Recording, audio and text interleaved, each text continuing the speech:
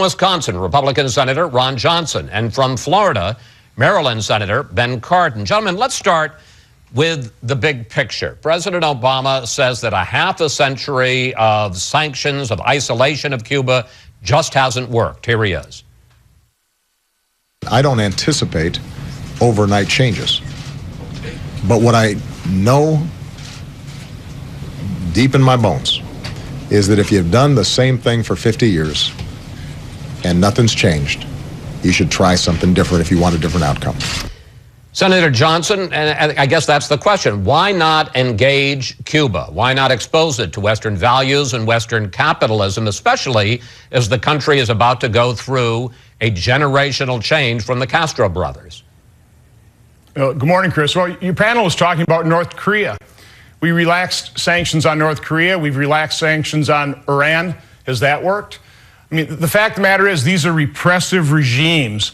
And, I agree, 50 years of this kind of policy, unfortunately, it hasn't worked, but it's not necessarily because it's a bad policy. By the way, it's the Helms-Burton Act was actually passed in an overwhelmingly bipartisan fashion and signed by President Clinton. So on a bipartisan fashion, this has been the policy of the United States for 50 years, and Helms-Burton is 18 years.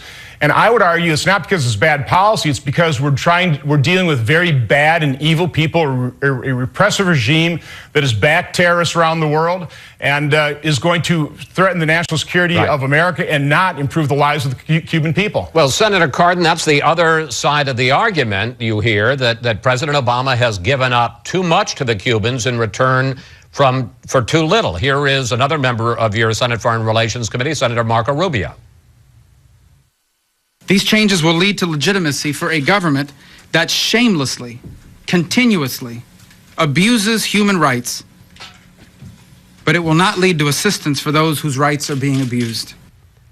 And just to add to that, Cuban President Raul Castro pledged in a speech before his parliament yesterday, Senator Cardin, that his government will not abandon communism.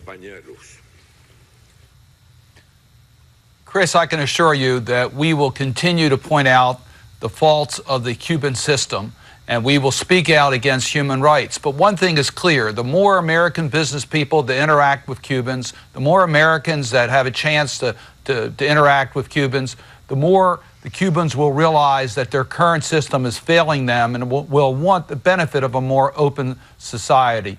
That, I think, is clear. But we will stay strong in our message on violations of human rights. We've done that in the past. Alan Gross is now home with his family. That's an important step, progress that's been made, been commitments given by the Cubans. We'll see how they carry them out. So we have moved on to a new chapter. We're looking forward rather than back, and I think that's going to be good for the Cuban people and good for the United States. Gentlemen, let's take a number that I suspect you can argue both ways, and that's the number of political prisoners in Cuba, which has risen from 2,000 in 2010 to 8,400, 4 times as many last month. Senator Cardin, I guess the question is, why reward a dictatorship that, as you can see in the last few years, has become more repressive, not less so? I think the question would be, why continue a policy that hasn't brought about change? Let's try a different policy.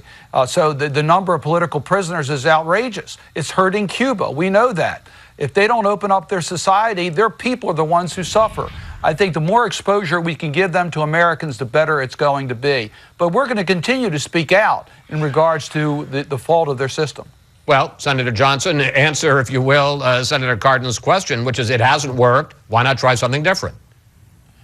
Well, again, it hasn't worked relaxing sanctions in Iran or North Korea, but let's listen to the words of some of these political prisoners from Castro. It is discomforting that the accounts of Castro regime can grow, as the first step will be more effective repression and a rise in the level of corruption. Another former political prisoner said, "This is a betrayal that leaves the Democratic opposition defenseless. Obama has allied himself to the oppressors and murderers of our people." These are people that in the past have been repressed and imprisoned by this evil regime. And again, I don't see relaxing sanctions working in Iran and South Korea or North Korea. Why would you expect that type of relaxation sanctions are going to work with the evil Castro regime? Well, let's pick up on that, because that's the point, Senator Cardin, that you continue to make, which is there's going to be exposure to Western values, Western people, Western business, and that is somehow going to at least begin to open up Cuba. Here are some of the things that President Obama is going to be able to do unilaterally. Ease U.S. exports of building materials and agricultural and telecommunications equipment, establish banking relations between the two countries. Senator Johnson, let me get you to directly confront what Senator Cardin said. Do you think that that kind of relaxation, that kind of opening of business and trade between the two countries, even though we're not lifting the trade embargo, will that benefit the average Cuban?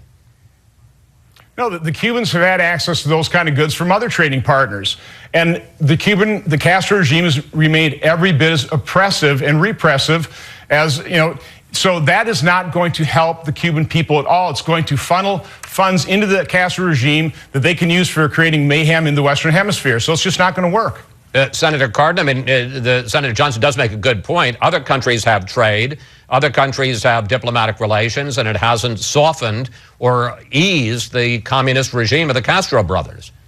I had a very interesting conversation with Alan Gross, who just talked about the underutilization. He was an American who came down there to try to provide more internet access and ended up as a political prisoner or a hostage, whatever you want to call him, for what, 5 years? 5 years he was in the Cuban prisons, and he said the country is so underutilized. It's a country in which they don't even have enough vegetables to feed their people, and they have plenty of land and great weather. So I think the people are going to recognize the fact that their country is underperforming, and they're the ones who've been victimized by the Castro regime. That's going to come. We saw that with the fall of the communism in Europe as the Iron Curtain fell. That people want the type of standard of living they see in their neighbors, where they have more open and democratic societies. Cuba's close to the United States. It's in our hemisphere. It's our neighbor. It's a country that we have a direct interest. It's in our interest for Cuba to change. And this policy gives us hope that we'll see a different Cuba. All right, gentlemen, we have a couple of minutes left, and I want to get to, I guess, really in the end, the big question as far as the two of you are concerned, which is what can Congress do about it? Senator Johnson, as an opponent, what can you do to block the opening of diplomatic relations, and what can you do to block the easing of trade limits? Well, first of all, this is another example of President Obama spending a lot of time trying to circumvent the very clear spirit in the law of Helms-Burton. And again, that was a bipartisan effort. Chairman Menendez is saying the exact same thing. And so really, there's some real prescriptions in that Helms-Burton Act that you really have to, the administration has to follow some very specific steps before they lift the embargo. The president has not followed those. In other words, a determination that there's actually been a transition government. That hasn't happened. And so there are a number of things we can do to try and actually enforce the law that this president simply is ignoring. Senator Cardin, look at it from your point of view. How effective can opponents be in blocking, for instance, the establishment of full diplomatic relations? You're certainly going to have a problem if the president decides to name an ambassador, getting him confirmed in a Republican-controlled Senate. And what about if they pass legislation to restrict any of the trade openings that he's making here unilaterally?